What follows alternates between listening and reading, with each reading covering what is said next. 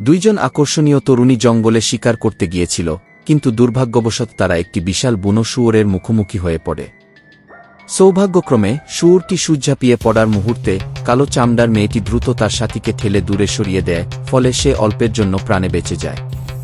কিন্তু নিজে সে পা পিছলে পড়ে যায় একটি তেলের গর্তে, যেখানে তার নিচের শরীর পুরোপুরি আটকে যায় এবং নড়াচড়া করার সামান্য সুযোগও থাকে না।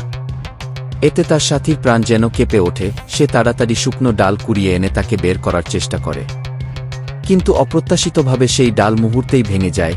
তেলের গর্তে চাপ পড়ায় কালো মেয়েটি আরও গভীরে তলিয়ে যেতে থাকে।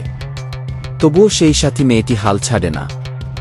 সে তাড়াতাড়ি করে একটি লতা দিয়ে দড়ি বানিয়ে ছুড়ে দেয় কালো মেয়েটির দিকে, যাতে 3 সেকেন্ডের তেলের সেটে যাওয়ার সময়সীমার মধ্যে তাকে টেনে তুলে আনা যায়। কিন্তু ঠিক যখন সবকিছু সফল হতে চলেছে, তখন হঠাৎ শব্দে আবার জেগে ওঠে সেই বিশাল শুয়োর, এবং এবার গোটা দলবদ্ধ শুয়োরের গন্ধ পেয়ে তারা পাগলের মতো ছুটে আসে ওই দুই মেয়ের দিকে। পরিস্থিতি হয়ে পড়ে চরম বিপজ্জনক।